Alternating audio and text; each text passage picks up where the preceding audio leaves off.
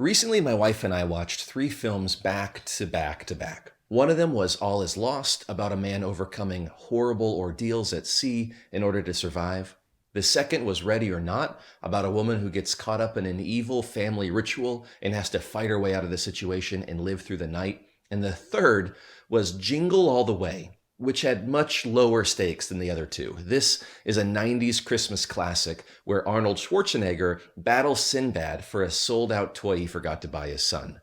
I'm here to tell you that there was only one movie that both my wife and I enjoyed, and it wasn't the one nominated for a Golden Globe or the one with a killer family driving the plot.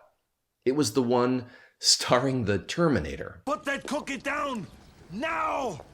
This is a video about the hero's journey and why Jingle All the Way was the only film that built a hero that captured both our hearts.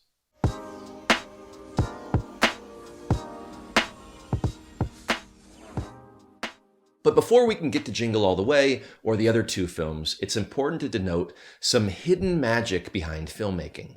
If you peel back the layers behind any movie and look at what's making the story move forward, you'll almost always find 2 components: the 3-act structure and something called the hero's journey. The first is pretty self-explanatory. Films typically follow 3 acts, and if you break them down, you'll see a pretty clear path. There's a beginning, which introduces you to the hero and hooks you into the story, a middle, which builds tension and adds complications, and an ending, which resolves those complications and pays it all off. The hero's journey is a little more complicated than the 3-act structure, but it will likely sound just as familiar to you. The hero begins in an ordinary world, then they receive a call to adventure, but reject that call in some way before meeting someone, maybe a mentor, who gives them the courage to accept it. At that point, the hero crosses this threshold, leaves the ordinary world behind, and enters a special world while embarking on a quest. I'm going to stop right there because as you listen to those steps, I bet you might have already begun imagining one of your favorite stories. It might be Star Wars or Lord of the Rings or something more nuanced. It doesn't even have to be a film. The thing that comes to mind for me is the video game Legend of Zelda: Ocarina of Time, and also one of my favorite childhood books, The Talisman by Stephen King. Back to the hero's journey. At this point, with the hero deeply in the special world, they encounter enemies and allies while going through some sort of initiation. Then, they confront a villain, acquire the treasure, and begin the quest back home. At that point, they might be pursued by the villain and have to fight them again or escape, but they always return home, often with some sort of treasure, at which point they reintegrate themselves with the ordinary world, but they're forever changed thanks to the ordeals and experiences of the journey. That story structure is by no means a new concept, nor is it a secret. This was popularized by Joseph Campbell and has been at the heart of almost every Hollywood film for decades.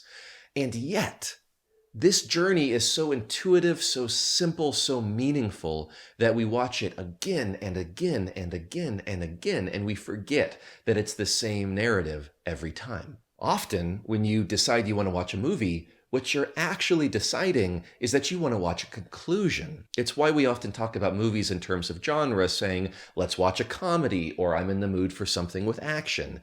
And some genres only have extremely subtle differences between them, with the conclusion actually being the thing that makes the change. A horror movie is a horror movie because grisly stuff happens, but a thriller is a thriller because even though it has the same type of narrative as a horror film, you essentially have a guarantee that the main character will make it out alive, or at least conquer the villain, defeating it for good. We watch a love story when we want to see people overcome sadness and find happiness, and we watch a drama when we want to be reminded that sometimes sadness doesn't go away. The journey throughout all genres is largely the same, but the payoff is different. So, back to Jingle All the Way. As I watched these 3 movies recently, I took a moment to consider how successful that hero's journey was in each of them. And as I began to think about the journey, I realized that feeling close to that hero deeply impacted my wife and I's feelings towards the films we were watching. Which is why Jingle All the Way works so well. The story, if you've somehow never watched it, is about a workaholic dad who forgets to buy his son the toy he wanted for Christmas, a Turbo Man action figure.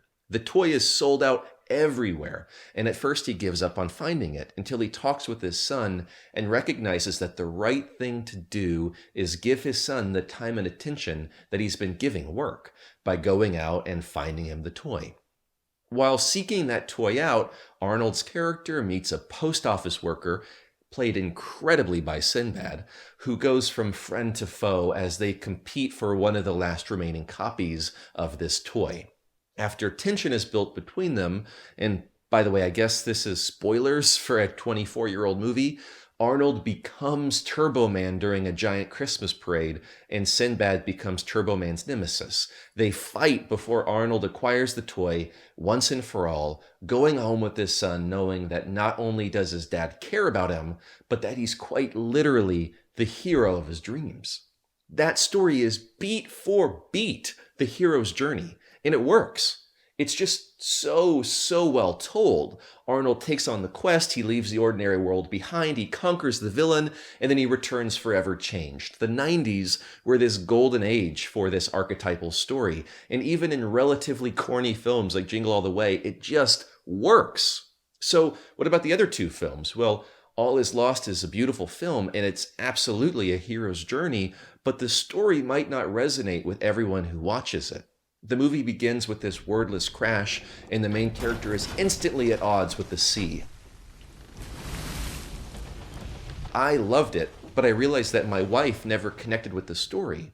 In other shipwreck films like Castaway or Life of Pi, there's this moment where you recognize that the person in danger could be you. In All Is Lost, my wife just never had that moment. Ready or Not also very obviously fulfills the hero's journey template. The main character is literally initiated into a special world of a family that made a deal with the devil and has to fight her way back into the ordinary.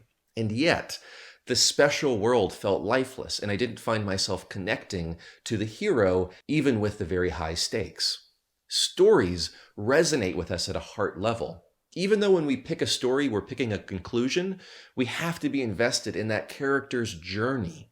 As Joseph Campbell said, myths and legends constitute the fabric of the self, and we're looking for a version of ourselves to overcome the trials we see on the screen. Thinking about these three movies through this lens made me realize that a great way to decide if your friends are all going to like a movie you want to watch is to consider if everyone will be able to relate to the main character in some way. If the answer is no, well, some people might end up not having a good time. Weirdly enough, Jingle All the Way did that. Arnold Schwarzenegger did that. And it made me think that I'll be returning to this film in the future when I want to watch something where there's a hero that saves the day in the end. If you're looking for a holiday film to watch with the family, turn on Jingle All the Way and enjoy the Christmas journey.